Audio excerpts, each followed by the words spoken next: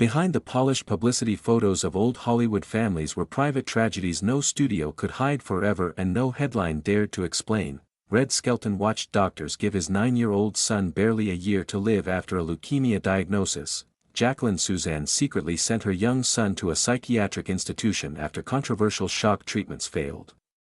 And playwright Arthur Miller placed his newborn son into institutional care within days of learning the baby had Down syndrome. These were the heartbreaking family stories Hollywood tried to keep hidden behind the glamour, fame, and perfect smiles.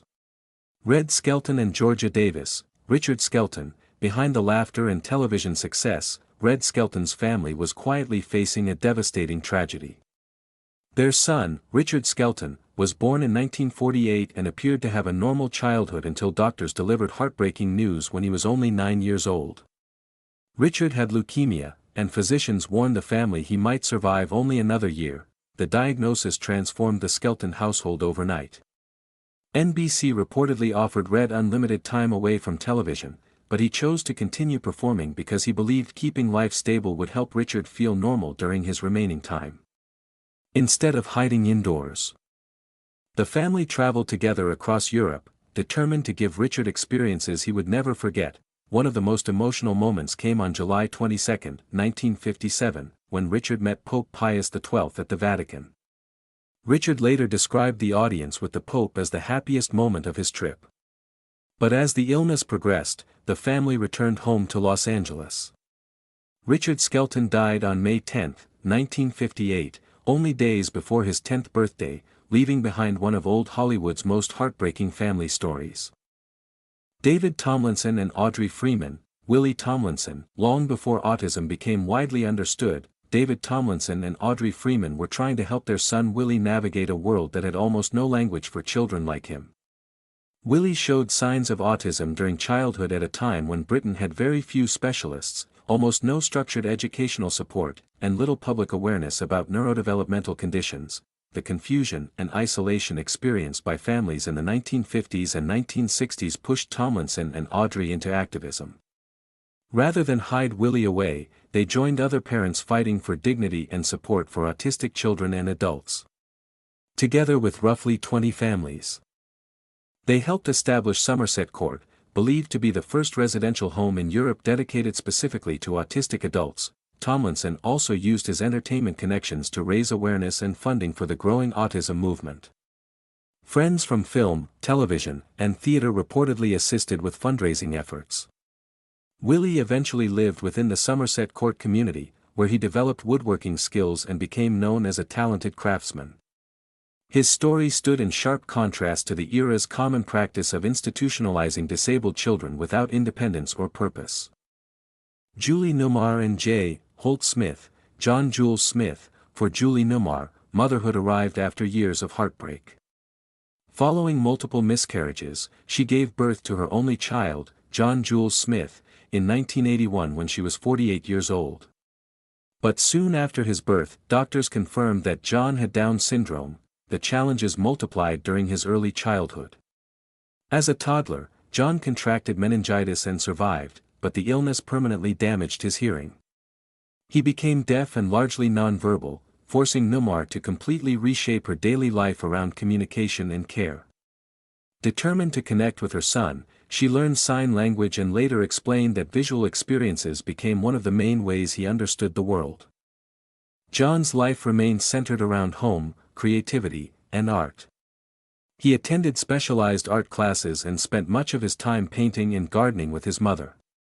As he grew older, scoliosis reduced his mobility and required even more assistance. Newmar relied heavily on trusted caregivers who helped with meals, transportation, and John's artistic routines. Unlike many Hollywood parents of earlier decades, she openly embraced her son's condition and kept him close to her throughout her life. Jacqueline Susann and Irving Mansfield. Guy Mansfield. Jacqueline Susann became one of the best-selling authors of the 20th century, but privately she was dealing with a painful family crisis hidden from the public for decades. Her only son, Guy Mansfield, was born in 1946. During early childhood, Guy began displaying severe behavioral changes. He screamed uncontrollably, struck his head against walls, and gradually lost the few words he had learned to speak. At only 3 years old, he was diagnosed with autism by child psychiatrist Loretta Bender, during a period when autism was still poorly understood.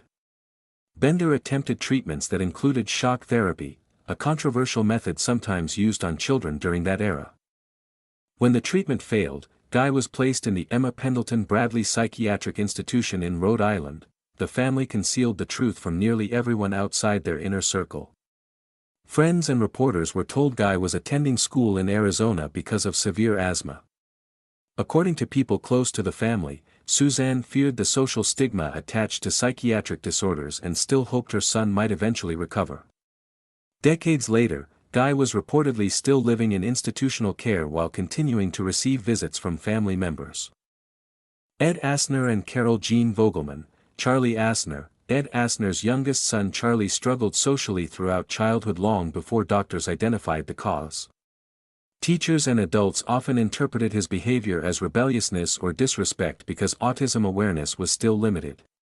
Charlie had difficulty understanding social cues, connecting with classmates, and expressing emotions in ways others expected.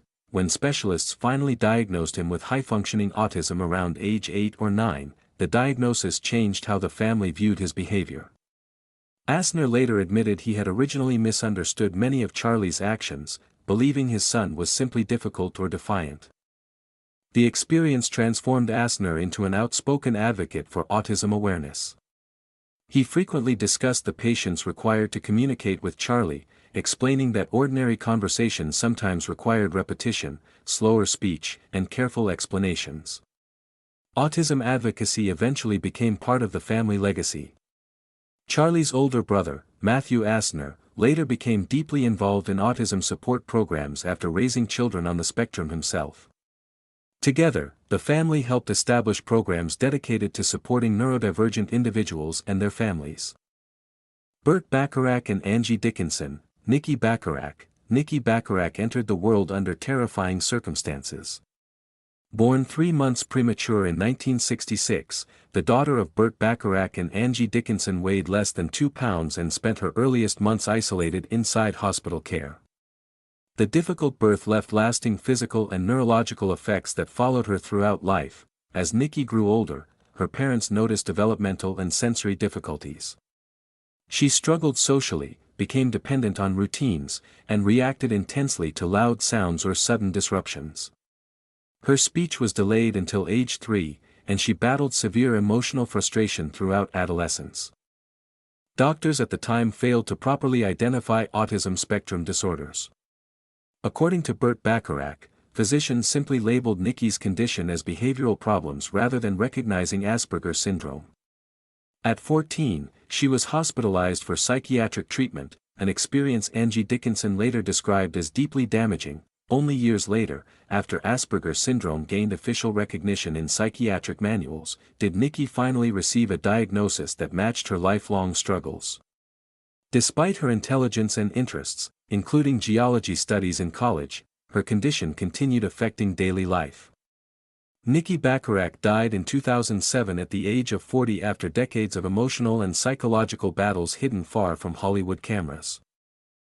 Richard Burton and Sybil Williams. Jessica Burton. While Richard Burton became one of the most famous actors in the world, his daughter Jessica lived almost entirely outside the glamorous Hollywood story attached to the Burton name. Jessica Burton was born in 1959 while the family was living near Lake Geneva in Switzerland. Not long after her birth, it became clear she was facing severe developmental challenges. Her condition was later described as severe autism combined with psychiatric illness, a combination that families in that era often struggled to manage without institutional care. When Jessica was still very young, she was placed into a specialized institution in the United States. According to her older sister, Kate Burton, the separation became permanent and Jessica remained under professional care for most of her life. Unlike many celebrity children, Jessica never appeared publicly, never entered the entertainment world, and rarely had her name mentioned in interviews.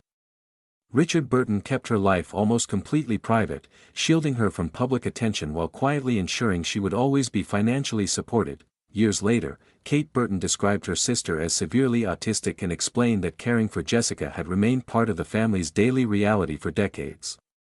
Behind Richard Burton's legendary fame and dramatic public life was a hidden family struggle few Hollywood fans ever knew existed.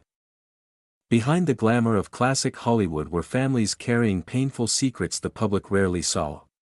While studios worked hard to protect perfect celebrity images, many stars were privately struggling with devastating illnesses, disabilities, and heartbreaking decisions involving their own children. Some fought quietly behind closed doors.